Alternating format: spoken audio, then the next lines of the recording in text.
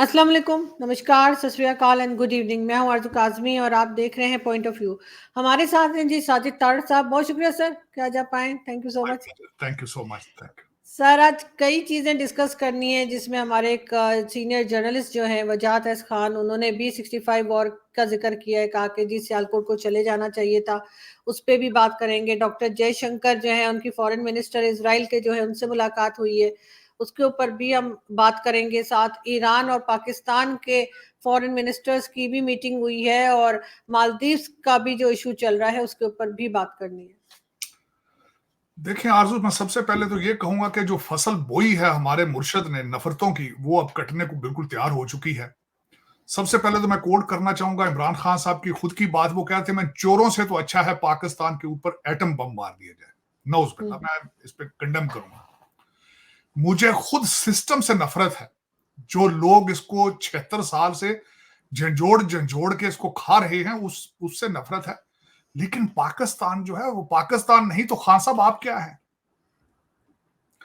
पाकिस्तान ने ही आपको सब कुछ दिया है। अगर देखा जाए तो उससे इतनी नफरत अच्छी नहीं। आज उनके जो शागिर्द हैं, एक जर्नलिस्ट जो कि खुद भागकर अमेरिका बैठे हैं और आज से कुछ अरसा पहले तक फौज की हर मोर्चे में फ्रंट पर होते थे, वो हर मोर्चे में फ्रंट पे होते थे, हीरो थे, हीरो। हर दूसरे मोर्चे में घुस के वो फौज की झोली में बैठ के जो है वो प्रोग्राम किया करते थे। आज उन्होंने अमेरिका से एक ऐसी बात की है जिससे मेरे जैसे कई पाकिस्तानियों का दिल बहुत दुखा है। सिर्फ तकलीफ क्या है? तकलीफ यह है कि ख्वाजा आसिफ का जलसा बहुत कामयाब हुआ सियालकोट में। उनकी भतीजी ने ट्वीट किया और उसको देखकर लौंडा लपाड़ा बिल्कुल आग लग गई, उनके कपड़े फट गए सारे उनके। मुझे तशवीश बहुत सख्त। स्टेटमेंट क्या दी उन्होंने? स्टेटमेंट ये दी, इससे अच्छा था सन 65 में हम ये हार जाते भारत के हाथ। मैं तो खैर सबसे पहले जंगों के हक में ही नहीं हूं, और दूसरा मैं हमेशा बिलीव करता हूं कि हम सेंचुरीज में सेंचुरी से इकट्ठे रह रहे हैं, हमें इकट्ठे ही रहना चाहिए प्यार मोहब्बत से। मैं तो इसके हक में ही नहीं। लेकिन ये स्टेटमेंट बहुत भारी स्टेटमेंट इन्होंने दी। एक और लौंडा लपाड़ा जो यहां अमेरिका में छुप के बैठा है, यहां से बैठ के सारी वारदातें कर रहे हैं, उसने क्या यहां से दागा? उसने कहा मेरे बाप को चाहिए था 1957 में किसी दूसरे मुल्क में चला जाता। ठीक है, बिल्कुल ठीक। मैं खुद मुहाजिर होकर भागकर वहां से आया हूं। लेकिन अगर आपका मुर्शद नहीं है, खान नहीं है, तो पाकिस्तान ही नहीं चाहिए आपको। ये इतनी नफरत है आपको सिस्टम, पाकिस्तान के साथ इतनी नफरत है। मुझे सिस्टम से एतराज है, जिस तरीके से पाकिस्तान को चलाया जा रहा है, लूटा जा रहा है, उससे एतराज है। लेकिन उसमें पाकिस्तान का क्या कसूर है? मैं जिस धरती में पैदा हुआ, मैं उसको किस तरह डिनाई कर दूं? मेरी शनाख्त है वो। मैं पैदा पाकिस्तानी हुआ था, मैं हमेशा कहता रहूं पैदा पाकिस्तानी हुआ, मरूंगा भी पाकिस्तानी। 1947 से पहले देख लें, हम सारे हिंदुस्तानी थे, भारतीय थे सारे। एग्री करूंगा इससे। मुसलमान बनने से पहले हम सिख थे, सिखों से पहले क्या थे? हिंदू थे सारे। हिस्टोरिकली प्रूवन है। इन सारी चीजों से मैं नफरत क्यों करूंगा भाई? क्यों नफरत करूंगा इनसे? लेकिन ये एक एक्सट्रीम है कि अगर खान नहीं है तो पाकिस्तान को आग लगा दी जाए। आखिरी ट्वीट उसकी यही आई है यहां से, जो वो फौज का जो पुराना लौंडा लपाड़ा है यहाँ, उसने उसकी आखिरी ट्वीट यही थी कि हेल विद इट, मेरी तरफ से जिन जिन शहरों में नवाज शरीफ की अक्सरियत है, मेरी तरफ से चाहे वो जल जाए। तो सर कहीं से तो एनर्जी मिल रही होगी ना, कहीं से तो सपोर्ट किया जा रहा होगा जो ऐसी स्टेटमेंट दे रहे हैं। सपोर्ट तो इस वक्त बीमारी है ना, इस वक्त इनको कुछ समझ ही नहीं आती। पता नहीं ये अपने सिर्फ वो लाइट्स और अपनी चीजें लेने के लिए इस हद तक चले जाते हैं कि मैं उस पर क्या कहूं। सख्त अफसोस हुआ ये पढ़ के। और करने वाले दोनों के दोनों पढ़े लिखे लोग हैं। एक डॉक्टर अपने आप को कहता है, खैर मैं डॉक्टरों को पढ़ा लिखा तो नहीं मानता। एक मैकेनिक में और डॉक्टर में क्या फर्क होता है? जो मैकेनिक है वो गाड़ी ठीक करता है, ये बॉडी ठीक करता है इंसानों की, वो भी बॉडियां ठीक करते हैं, ये भी बॉडियां ठीक करते हैं। इनको क्या पता दुनिया में क्या पक रहा है? शराफत किस चीज का नाम है? एंथ्रोपोलॉजी, पॉलिटिकल साइंस का। इनको क्या पता है? ये तो मैकेनिक है। दो और दो चार केमिस्ट्री देख लेते हैं कि दो टाइनल देंगे सर दर्द ठीक हो जाएगी, टीका लगाएंगे तो ये ठीक हो जाएगा। इनको क्या पता है सोसाइटी में क्या हो रहा है? जमहूरियत इस वक्त किस तरह खतरे में है? इस वक्त दुनिया के अंदर क्या ग्रुपिंग हो रही है, क्या क्या चल रहा है? इनको क्या पता? इनकी भला से। लेकिन दुख हुआ है। उससे अगली खबर पे चलते हैं। ईरान का जो फॉरेन मिनिस्टर थे वो आए पाकिस्तान के अंदर। जाती जाती बड़ी अजीब सी स्टेटमेंट दे गए वो। मैं हैरान हूं इस बात। कहते हैं जी सारी चीज के अंदर एक तीसरी ताकत का हाथ है। भाई आप पैसों के लिए हाथ पकड़ते क्यों है भाईजान? भाईजान वो आप बिक क्यों रहे हैं सुबह शाम, ये बताएं ना। वो जबरदस्ती पैसे दे रहे हैं आपको, आप खुद उनके तलवे चाटते हैं। रशिया के बगैर आप एक घंटा नहीं निकाल सकते भाईजान। और हमारे तो खैर खर्चे ही सारे डॉलरों में है, पाउंडों में, हम तो उनके मुलाजम है। हम तो आजाद ही नहीं हुए भाई। हम तो आज भी ब्रिटिश को तरस रहे हैं, कहते भाई आप गोरा भाई आप गए क्यों थे? हम तो आज भी गुलाम है उनके। लेकिन ये तीसरी ताकतें आप ही को क्यों पड़ती हैं यार? ये मेरी समझ से बाहर है। ये गलत स्टेटमेंट दे गए आप भाई, कहते हैं हर चीज के अंदर तीसरी ताकत का हाथ है। भाई हाथ आप छोड़ते ही नहीं है, पैसे लेते हैं उनसे। अब बदबख्त लोग हैं आप। 1.9 बिलियन मुसलमानों में मुझे लीडर दिखा दें इस वक्त। इस वक्त आपको मैं बताना चाहूंगा आरजू, दुनिया के लिए मसला क्या बन चुका है इस वक्त, जो आपके गजा का, कि वहां पे आगे हुकूमत कौन चलाएगा? गजा में हुकूमत कौन चलाएगा? वेस्ट बैंक, वहां पे 10-10 साल से तो इलेक्शन ही नहीं हुए, 15-15 साल से। और जो वहां पे हुकूमतें चला रहे हैं सख्त करप्ट हैं वो। हमास के जितने लीडर इस वक्त कतर के अंदर बैठे सारे ओवरवेट हैं, सारा दिन बर्गर खाते हैं, पिज्जे खाते हैं, बच्चे सारा दिन आवारगी टर्की में जाके करते हैं, प्रॉपर्टियां बन रही हैं। अब फिर दोबारा करप्शन का बाजार गर्म होगा। लेकिन दुनिया परेशान है कि यहां पे किसको लाएंगे यार? कौन ये ईमानदारी से सारा कुछ चलाएगा? पता नहीं से समझ में। अब दुनिया परेशान है कि 1.9 बिलियन मुसलमानों के अंदर कोई ईमानदारी नहीं है, कोई ट्रस्ट वर्दी नहीं है, कोई करैक्टर वाले ही कोई नहीं है। बहुत बड़ा अरे तो हमेशा से सर, हमेशा से यही हाल है, पहली बार शुरू से मैं बिल्कुल एग्री करूंगा, सहमत करूंगा आपसे। शुरू से ही हालत है, तभी तो इस जगह पे पहुंचे हैं, एक दिन में थोड़ी पहुंचे हम लोग। अगली बात है, देखें, मैं इससे पहले करना चाहूंगा जो करप्शन की बात कर रहा हूं, आपके भी नोटों की शक्लें तब्दील की जा रही हैं, जो कि मोदी जी ने भारत में की थी। लेकिन मैं एक गारंटी आपको कर देता हूं, उन्होंने तो बड़े ब्लैक मनी को बड़े खूबसूरती से सारा कुछ किया था। आपको 10 साल लगे इसके ऊपर फैसला करने में, लेकिन इसमें भी आप घपले करेंगे, फ्रॉडी करेंगे इसके अंदर भी। लेकिन चले, कुछ ना कुछ तो करने की कोशिश कर रहे हैं कि ब्लैक मनी तय खानों से निकले। इस वक्त आपकी जो रूलिंग एलीट है वो बैंकों में पैसे नहीं रख रही, उनकी तो बेसमेंटें भरी पड़ी हैं डॉलरों पाउंडों से। रुपए को तो समझते ही कुछ नहीं ना वो। मैंने आपको कहा था, आज आपके 4 शहरों के अंदर अगर एक रोटी $5 की कर दी जाए तो इशराफिया के माथे के ऊपर बल तक नहीं आएगा। कभी आपने देखा बाहर निकल के सरीना के आगे पीछे, मैरियट के आगे पीछे लैंड क्रूजरों की क्या हालत है, जो इस वक्त 15-15 करोड़ की?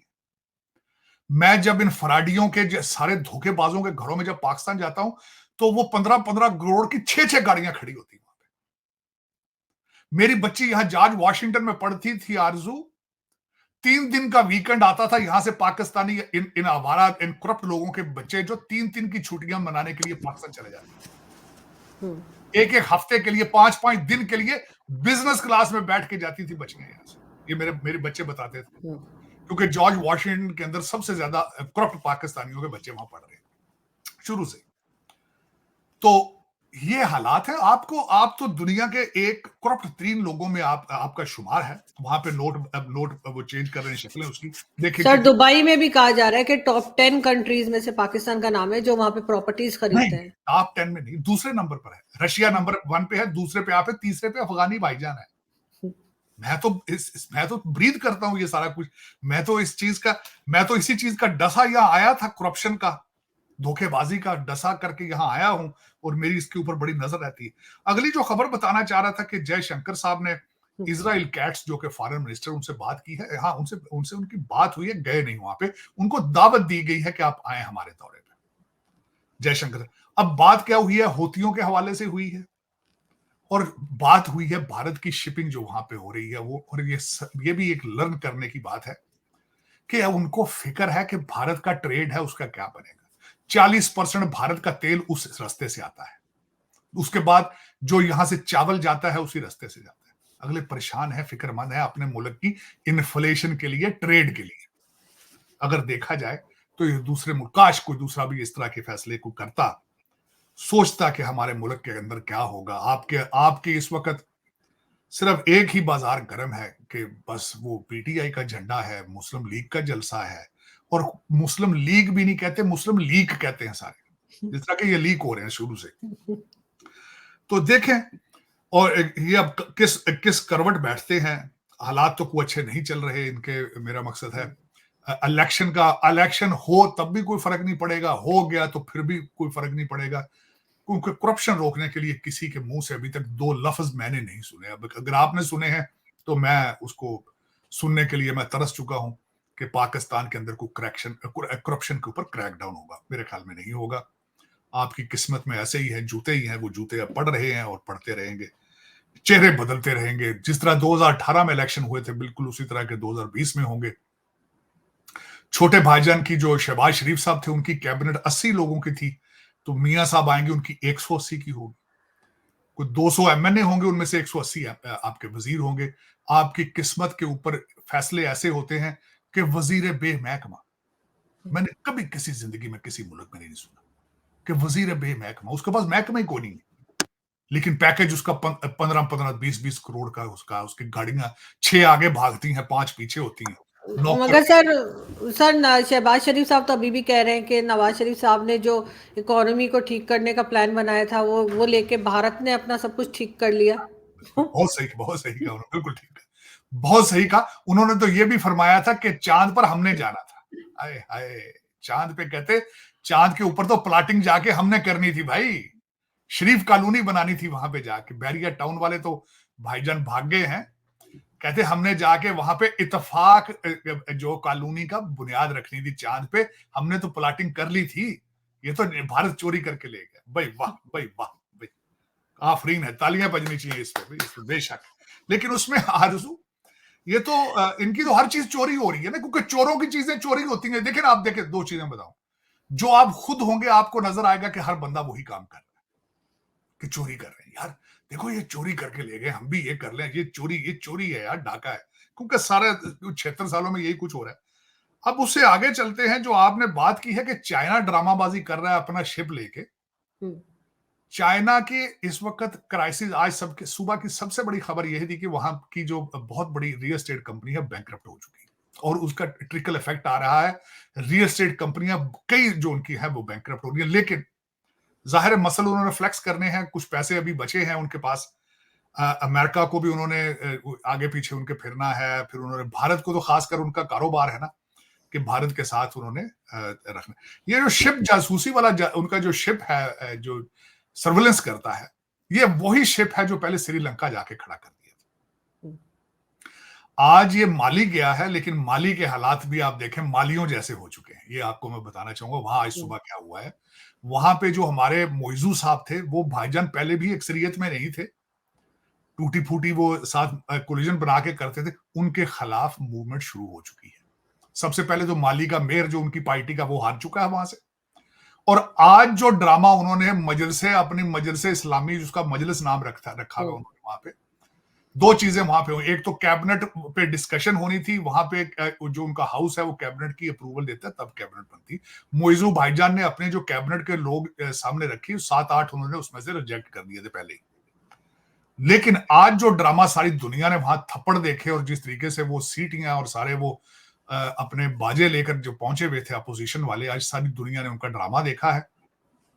और मेरे ख्याल में मोइजू साहब ज्यादा से ज्यादा 2 हफ्ते तक वापस घर चले जाएंगे, वहां कोई नई चेंज आएगी, वरना चेंज आनी जरूरी भी है। उसकी वजह यह है कि छोटा सा आइलैंड है, सोर्सेज रिसोर्सेज है नहीं है, सिर्फ और सिर्फ टूरिज्म पे खाना चल रहा है, सिर्फ टूरिज्म। और जब टूरिज्म पे आपका चल रहा हो, तो फिर आप पड़ोसियों से पंगे नहीं लेते, आप उनके साथ शरारतें नहीं करते। वो शरारतें की ना आपने, हुलिये भी तो देखे उनके, सारे फनेटिकिज्म की तरफ, सारे उनको उनके हालात देखें कि दाढ़ियां रखी हैं, मूछें साफ हैं, और फिर भाग भाग के कभी टर्की जाते हैं, कभी कहीं जाते हैं। चाइना का एक मैंने आपको ये भी बताना था, चाइना जो है उनको करप्ट लोगों को डील करने का उनके पास स्टाइल है। उनके पास वो पैसा फेंकते हैं और अपना काम ले लेते हैं। इस वक्त चाइना सिर्फ वहां नहीं है, नेपाल के अंदर भी ये हरकतें कर रहा है, म्यांमार के अंदर भी हरकतें कर रहा है।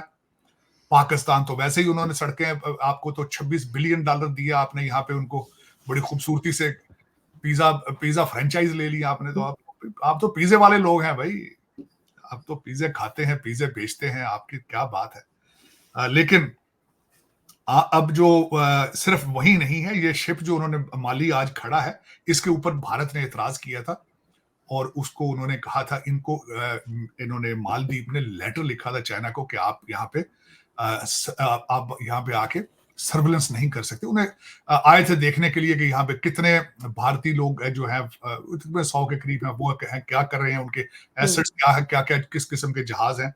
हरकतें तो वैसे ही करते हैं। श्रीलंका जाके पहले वहां से एटॉमिक एसेट्स जो है भारत के, उन पर नजर रखने की ख्वाहिश थी उनकी, लेकिन वहां से भी उन्होंने भगाया। लेकिन म्यांमार, थाईलैंड और श्रीलंका पहले यही शिप जो है वो पहले जा चुका है। लेकिन इस वक्त अगर देखा जाए तो कई चीजें जो हैं वो नए ग्रुपिंग हो रही है आपके एरिया के अंदर बड़ी तेजी के साथ। जो इसमें अगली बात एक जो मैं लास्ट इस पे कहना चाहूंगा, जो कि कल परसों बहुत खबर थी और लोगों ने इसको बड़ा इस पे एनालिसिस किया गया है। इंटरनेशनल कोर्ट ऑफ जस्टिस ने जो फैसला दिया था गाजा के हवाले से, 6 पॉइंट उन्होंने दिए थे वहां पे कि 6 इस तरह इजराइल को करना चाहिए। लेकिन जो मेरे लिए एक इसमें खबर थी वो ये थी कि आप साउथ अफ्रीका ने वहां पे केस किया है। South Africa is a Christian country. आपके 1.9 बिलियन मुसलमान खुद कहां गए सारे? कि आपकी गाजा की जंग के लिए भी केस किया है तो वो एक क्रिश्चियन कंट्री ने किया है। ये क्या वजह? और फिर उसके बाद ये कि वहां केस करके, केस उन्होंने किया तो फैसला ये इंतजार कर रहे थे कि सीज फायर का आएगा। उन्होंने वो सीज फायर की बात ही नहीं की है। उन्होंने 1 महीना दे दिया कि खुल के मार लो जितने मारने हैं 1 महीने के अंदर, तो उसके बाद बात करेंगे। लेकिन ये कि एक ये वाकया था, और दूसरा इस वक्त जो इजराइल के पास दूसरी, और अमेरिका जिस पे वो काफी शोर कर रहे हैं कि वो जो फलस्तीनी यूनाइटेड नेशंस की जो एक एजेंसी थी जो फलस्तीनियों की इमदाद के लिए थी, उसके साथ लोग जो हैं वो काफी लोगों के नाम आ चुके हैं जो हमास के साथ मिलके इजराइल के ऊपर अटैक करने के लिए कर रहे थे। और जिसका सबसे ज्यादा नुकसान फलस्तीनियों का भी ये हो रहा है कि सारे मुल्कों ने मिलकर उस एजेंसी की फंडिंग की मदद कर दी। ये एक अगला ये आखिरी उस पे था। अब देखें आपके आने वाले दिनों में क्या होता है, आप किस रुख बैठते हैं। जलसे अब आखिरी दिन चल रहे हैं। आपके पोलिंग स्टेशंस का ऐलान कर दिया गया है, मर्दों का और औरतों का, और जो उनके जाइंट हैं वो भी ऐलान हो चुके हैं। लेकिन इस पे आपकी किस्मतों का कोई, इस पे आपके डेली लाइफ में कोई असर नहीं होगा मेरे ख्याल। तो सर ईरान के साथ अब अमन रहेगा? ईरान के साथ जो ये बातचीत कर रहे हैं, बिल्कुल। ईरान जब तक रशिया उनको नहीं कहेगा उस वक्त तक आराम रहेगा। जब तक आपको अमेरिका नहीं कहेगा उस वक्त तक आराम रहेगा। वो तीसरी ताकत तो इसी की बात करके गए ना, उनके पीछे तो रशिया है। हाँ, लेकिन एक बात आपको मैं बताना चाहूंगा, इसमें आराम नहीं रहेगा, उसकी वजह भी बता देता हूं। आपने देखा होगा कल परसों एक वाकया हुआ है जॉर्डन और सीरिया के बॉर्डर के ऊपर। जॉर्डन में अमेरिकन सोल्जर्स के ऊपर ड्रोन अटैक हुआ जिसमें 3 सोल्जर मारे गए हैं, 34 जख्मी। उसकी जो जिम्मेदारी है वो एक इस्लामिक ऑर्गेनाइजेशन ने एक्सेप्ट कर ली है। और हमारे जो दादा जान है यहाँ पे जो बाइडेन साहब, उन्होंने गुनगुनाने की कोशिश की है कि हम ईरान को नहीं छोड़ेंगे, वी शैल अटैक, इस पर कहा उन्होंने। और उसमें देखें, उसमें यह है कि हमारे रिपब्लिकन और कुछ डेमोक्रेट भाईजान जो है सियासतदान, उन्होंने भी प्रेशर डालना शुरू कर दिया है भाई कि आप कुछ करें, क्योंकि उस पुतिन और प्रेसिडेंट शी जो है वो वो दे आर वाचिंग अस। और हमारे एलाइज तो वैसे छोड़ के भाग चुके हैं, चाइना के चल के उनके गोद में बैठे हैं, सऊदी अरेबिया वगैरह। लेकिन जो टूटे फूटे हैं वो भी भाग जाएंगे, जापान और साउथ कोरिया वगैरह भी भाग जाएंगे अगर इन्होंने कुछ ना किया। कुछ ना कुछ करेंगे टूटा फूटा, लेकिन मुझे उम्मीद नहीं है। लेकिन अगर कुछ करेंगे तो हो सकता है ईरान रिटेलिएट करे और उसके अंदर में आपकी शायद लॉटरी निकल आए। ये भी कोई पता नहीं कि आपको वहां उनको अंडों की जरूरत पड़ जाए, वहां से ड्रोन उड़ाने की पड़ जाए, आपको आपकी प्रॉपर्टी में हो सकता है दिन दुगनी रात चौगुना इजाफा हो जाए। दुबई के अंदर आपके भाई फिर प्लाजे खड़े होने शुरू हो जाए, लंदन में आपकी लहरें चल जाए, लहरें बहरें। इधर पे टोरंटो पे सर ईरान को भी तो यही डर है ना सर, ईरान भी तो यही डर है। ईरान को डर है। देखिए वो पाकिस्तान वो इस वक्त उस एरिया में अगर ईरान को छेड़ा तो आपकी लॉटरी निकल जाएगी, क्योंकि जो अफगानी है वो तो अमेरिका को नहीं जगह देंगे। आपकी जगह तो हमेशा ही फॉर लीज का साइन होता है। आपने तो बहुत बड़ा साइन लगा रखा है फॉर रेंट कि जब भी मर्जी आए भाई आए, आपको खाना फ्री देंगे साथ। तो क्योंकि आपकी नजरें, आप इतने स्मार्ट लोग हैं, दुबई खरीदा, लंदन खरीदा, अब आप जो है टोरंटो पे नजर है आपकी। बहुत खूब, आप मैं समझता हूं आप बहुत तरक्कियों में हैं और यही चलता रहा तो आप मजीद तरक्की करेंगे, क्योंकि अगर ये ईरान का कॉन्फ्लिक्ट होता है, आपकी लॉटरी फिर निकलेगी। बिल्कुल, लेकिन सर अभी इलेक्शंस भी आ रहे हैं और देखते हैं कि ये जो कह रहे हैं कि करेंसी नोट चेंज करके तो उससे कुछ फायदा होता है इनको या नहीं। लेकिन बहरहाल ये इसी तरीके से लेकर अगर आगे बढ़े तो बस जो हमारा हशर है वो सभी दुनिया देख रही है और हम मानने को तैयार नहीं है। हम लगे हुए हैं कि नहीं नहीं हम बिल्कुल ठीक है। आप एक वाहिद कंट्री हैं दुनिया में जो अपने कपड़ों को आग लगा के जश्न मना रहे हैं। आप कहते हैं हाँ जीत गए, वे जीत गए, हालांकि कपड़े अपने ही जल रहे हैं। बिल्कुल ऐसा ही है। बहुत शुक्रिया सर कि आज अच्छा। आपने ज्वाइन किया। Thank you.